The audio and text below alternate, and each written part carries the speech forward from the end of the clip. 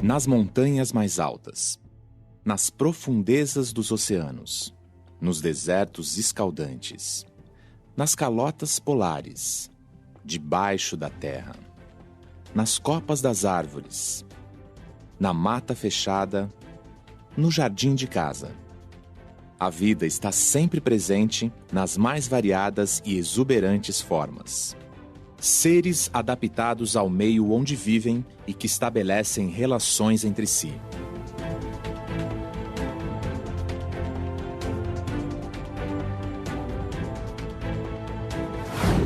O corpo da abelha se encaixa perfeitamente ao formato da flor.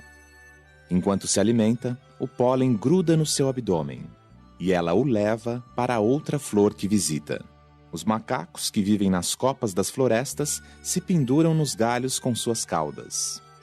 O bico do beija-flor, fino e comprido, alcança com facilidade o néctar no interior das flores tubulares. Os cactos sobrevivem à seca. Além de acumularem água no caule, seus espinhos são folhas modificadas que evitam a perda de água. Você já parou para pensar como surgiram tantas espécies diferentes? Será que essas espécies sempre foram do mesmo jeito que são hoje? E se o ambiente mudar? O que acontece com essas espécies tão bem adaptadas? Essas perguntas sempre intrigaram cientistas. E em 1858, Charles Darwin e Alfred Wallace demonstraram uma explicação para a origem das espécies que é válida até os dias de hoje. A Origem das Espécies é um livro extremamente importante. O Darwin reuniu informações das mais variadas fontes, olhando o fóssil, olhando a embriologia dos seres vivos, olhando a geografia dos seres vivos, aonde que os diferentes espécies estão. E ele juntou tudo isso no argumento para sustentar a seguinte ideia: todos os seres vivos que existem hoje são aparentados uns aos outros. E eles descendem de seres vivos que existiram no passado. A teoria da evolução reúne uma série de evidências que a torna irrefutável até os dias de hoje. Uma de suas principais se deu por meio do estudo dos fósseis. Essa palavra deriva do termo latino fósseis e significa ser desenterrado. Fósseis são restos e vestígios de animais, plantas e outros seres vivos que se conservaram de uma maneira natural ao longo de milhões e até bilhões de anos. O trabalho dos paleontólogos é descobrir e estudar esses registros arqueológicos que são encontrados no solo e subsolo da Terra. Fomos no oeste de São Paulo e encontramos fósseis de uma pequena ave. Esses ossos aqui seriam as aves conhecidas mais antigas do Brasil e talvez até da América do Sul.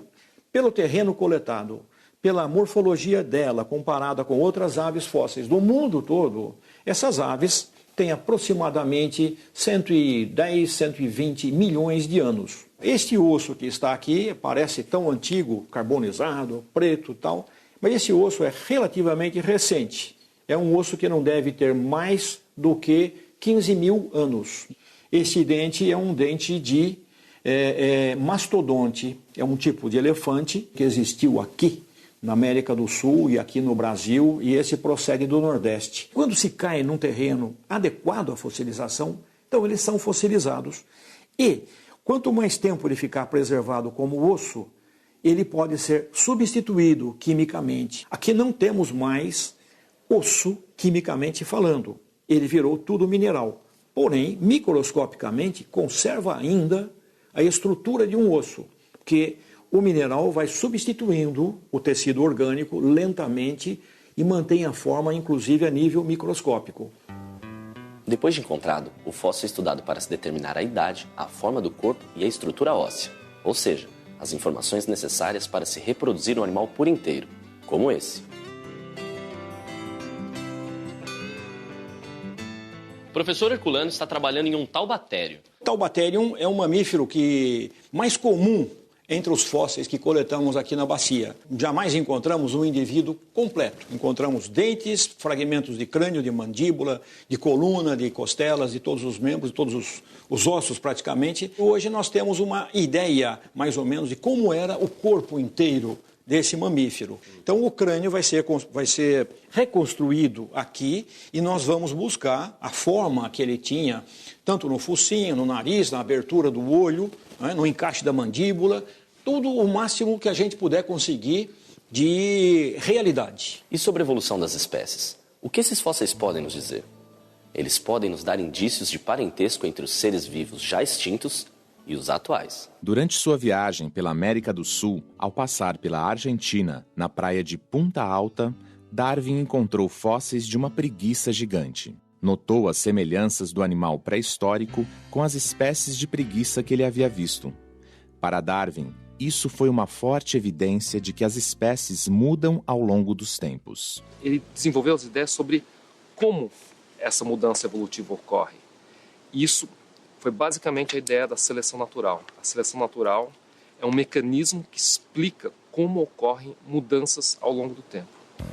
Se diversas espécies podem ter o mesmo ancestral, isso significa que, por mais diferentes que possam parecer, elas devem ter semelhanças anatômicas entre elas. Essas semelhanças morfológicas e funcionais são mais uma evidência da evolução. O nosso próprio corpo, por exemplo. O corpo humano guarda evidências da evolução biológica e de nosso parentesco com outras espécies. Os nossos braços.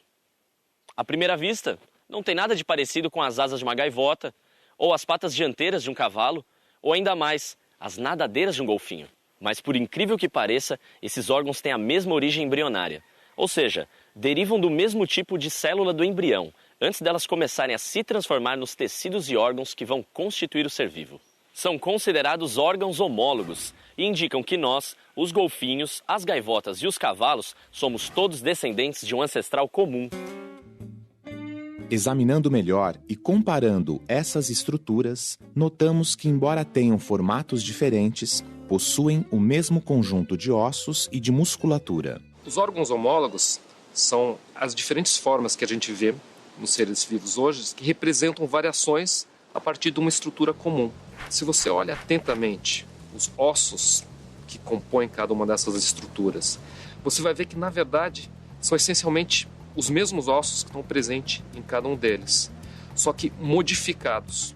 Existia um órgão no passado e ele sofreu modificações evolutivas, originando os 3 diferentes tipos que a gente vê hoje: asas, nadadeiras e braços. O processo evolutivo é que explica cada um desses 3 tipos de modificação que ocorreu ao longo do tempo.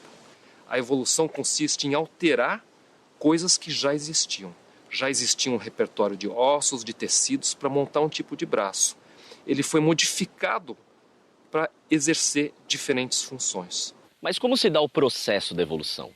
Como diferentes adaptações se fixam a uma população a ponto de gerar uma nova espécie? Para explicar esse processo, a teoria de Darwin e Wallace lança 2 ideias fundamentais: variabilidade e seleção natural. A seleção natural ela é baseada em umas premissas muito simples, mas ela explica coisas fascinantes. Quais são as premissas simples? A primeira premissa é de que existe variação nos seres vivos. Então, por exemplo, tem bichos que são maiores, outros são menores, uns que têm pelagem mais escura e outros que têm pelagem mais clara. Outra premissa importante é que parte dessa variação é herdável, ou seja, é transmitida dos pais para os filhos. Pais com pelagem escura tendem a ter filhos com pelagem mais escura. Pais maiores tendem a ter filhos com tamanhos maiores. Tem uma base genética associada a esses traços e ela é transmitida dos pais para os filhos. A outra premissa importante é que alguma dessas características influencia a chance dos indivíduos sobreviverem e reproduzirem. Vamos imaginar que a pelagem escura protege o organismo de predadores, que torna ele mais difícil de enxergar porque ele habita um solo que é bastante escuro. Se eles sobrevivem mais, significa que eles têm mais oportunidade de ter filhos. Se eles têm mais filhos e eles transmitem para os filhos a base genética para a pelagem escura, isso quer dizer que na geração subsequente a pelagem escura vai se tornar mais comum. Por contrapartida, nessa mesma população, os indivíduos que têm pelo claro, eles são mais predados, vamos supor. Eles sobrevivem menos. Eles vão ter menos filhos. Então, a cada geração vão nascendo menos e menos filhos com a pelagem clara. A seleção natural é um processo que explica como mudanças evolutivas podem ocorrer. Uma outra evidência da evolução é a existência de órgãos vestigiais.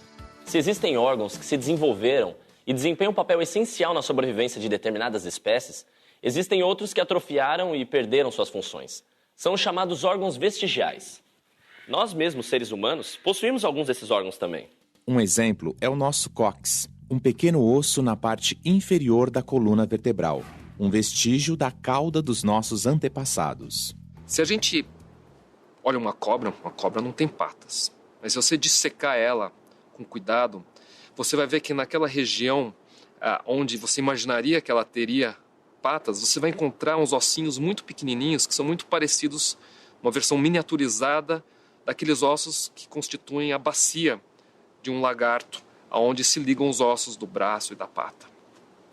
O que isso sugere? Isso sugere que a cobra, apesar de ela não ter patas, ela descende de um ancestral comum que no passado existiu e tinha patas. Ela perdeu as patas, mas ela não perdeu ela por completo. Ela ainda retém alguns poucos vestígios das estruturas de patas que existiam no passado. Isso representa um órgão vestigial. Ao longo do tempo, as descobertas científicas de Darwin e Wallace provaram-se corretas. Todas as espécies, inclusive nós, estamos em constante processo de evolução. Não percebemos isso porque o nosso tempo de vida é insignificante em relação ao tempo necessário para o surgimento de uma nova espécie.